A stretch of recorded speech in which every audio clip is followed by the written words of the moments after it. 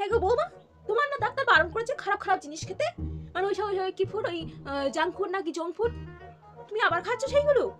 মানে একটাও কোনো কাণ্ড জ্ঞান নেই, আক্কেল জ্ঞান নেই, বাবা বাবা থেকে কিছু শিখে আসনি, বাবা কিছু শেখায়নি তাই না, যে কোনটা খেতে হয় কোনটা খেতে নেই, বড়রা যা বলে শুনতে হয়।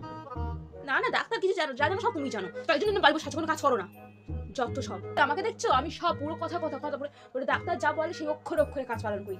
আর তোমরা বাচ্চাদের ছেলে মেয়েরা যত সব বারো করেছে না খেতে উল্টো পাল্টা, খালি খালি আমার বাবুর টাকা নষ্ট, খালি আমার বাবুর টাকা নষ্ট, খালি আমার বাবুর টাকা নষ্ট করার জন্য ধান্দা করে বসে আছে। একটা তো আনেনি, শুধু মা আপনি তো বলেছিলেন কিছু নেবেন নেবো না। না বলেছিলাম বলে কি দেবে না, একটা কানা করি তো দেয়নি, আর শুধু গিলে যাচ্ছ।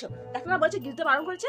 কালকে তোমার শ্বশুর মশাই সন্ধ্যাবেলা গিয়ে ওই কলা আর পেঁপে এনেছে, ওই ভাতে দিয়ে আর খেয়ে নাও, একটু গিলে নাও আর উদ্ধার করো যত সব। বৌমা বৌমা, তুমি এই ভর দুপুর বেলা শুয়ে আছো কেন? ডাক্তার বলেছে বেড বলেছে রেস্ট কি নিতে। রেস্ট নিতে? Bed rest. Bed rest? ওইসব বেড রেস্ট টেস্ট কিচ্ছু হয় না, ওইসব ডাক্তাররা টুকে পাস করে, ডাক্তার টুকে পাস করেছে, ওইসব কথা কেউ শোনে? যত কাজ করবে শরীর হলো ঝরঝরি হয়ে থাকে, ঝরঝরি। এই আমাকে দেখো দেখো দেখো, ফিট একদম ফাইন না তোমরা, আজকাল একটুখানি হলেই করো।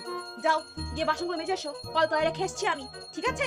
যত সব ভালো লাগে না, সব দিকটা আমার দেখতে হবে, তোমারটা আনিছি কেন? বাপু সব যদি আমি দেখতাম তাহলে তোমার কেন আনবো?